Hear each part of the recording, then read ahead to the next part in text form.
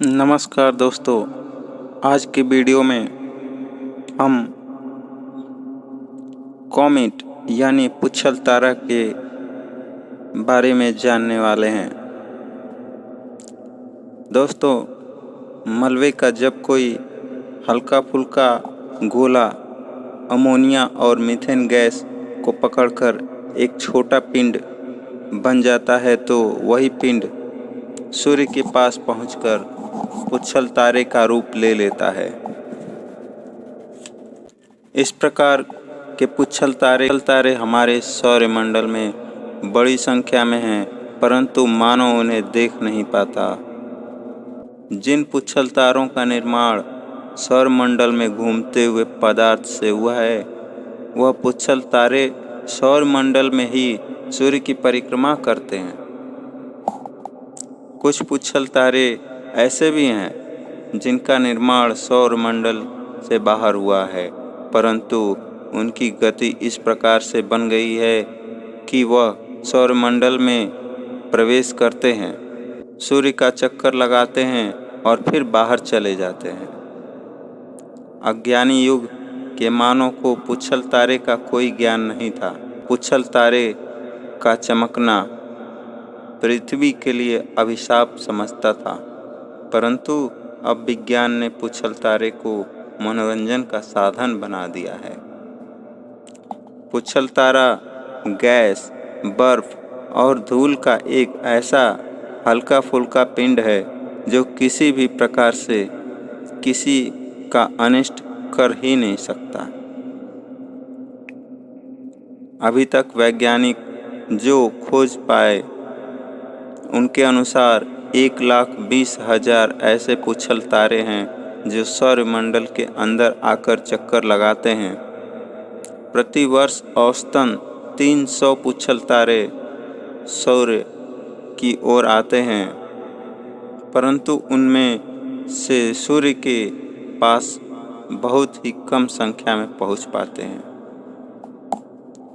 इनमें से कुछ पुच्छल तारे इतने बड़े हैं कि उनका व्यास 40,000 मील तक पहुंच जाता है, परंतु वजन कम होने के कारण वह किसी ग्रह को प्रभावित नहीं करते।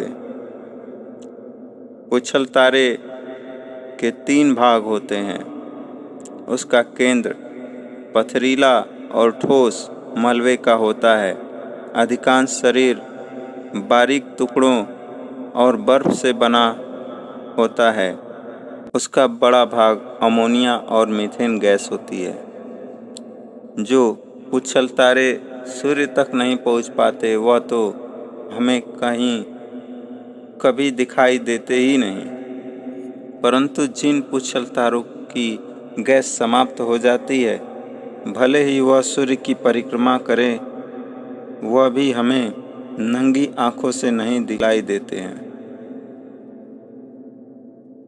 इसलिए रोजाना प्रायः कोई न कोई पुच्छल तारा सौरमंडल में होता है, परंतु न दिखने के कारण मानव की उत्सुकता नहीं जगती। जब लंबी पूंछ वाला पुच्छल तारा नंगी आंखों से दिखलाई देता है, तभी मानव समझता है कि पुच्छल तारा है। जब कोई ऐसा पुच्छल तारा जिसके पास बहुत अधिक अमोनिया और मीथेन गैस है सूर्य के नज़दीक पहुंचता है, तो सूर्य की गर्मी पाकर उसके गैसों के अणु उत्तेजित हो जाते हैं।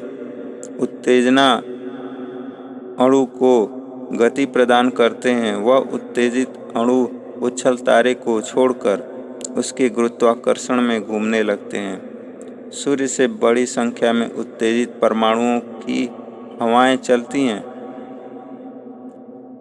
सूर्य से जो पदार्थ अंतरिक्ष में फेंका जाता है, उसका एक भाग उत्तेजित परमाणु के रूप में तीव्र गति से दूर दूर तक जाता है।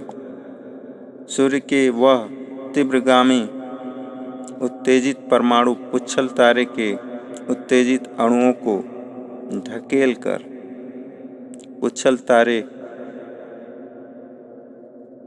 तारे के दूसरी ओर कर देते हैं, अर्थात पुच्छल तारे से सूर्य की ओर जितने गैस के अणु थे वह सब भागकर दूसरी ओर चले जाते हैं। सूर्य के उत्तेजित परमाणुओं की शक्ति पुच्छल तारे के अणुओं को अंतरिक्ष में भगाना चाहती है और पुच्छल तारे का गुरुत्वाकर्षण उन्हें अपने साथ रखना चाहता है। फलस्वरूप वह गैस के अणुओं लाखों मील लंबी उस तारे की पूंछ बन जाते हैं। इस पूंछ के कारण ही लोग उसे पुच्छल तारा कहते हैं।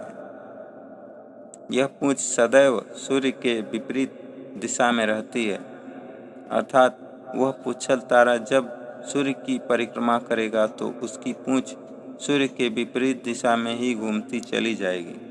फलस्वरूप सूर्य की अधिक परिक्रमा करने पर गैस कम अथवा समाप्त हो जाने के कारण वह बिना पूंछ का पुच्छल तारा हो जाता है। तो दोस्तों, आज हमने पुच्छल तारा के बारे में जाना। इसी प्रकार के जानकारी भरे वीडियो को देखने और सुनने के लिए चैनल को सब्सक्राइब करें, वीडियो को लाइक करें और शेयर करें। धन्यवाद।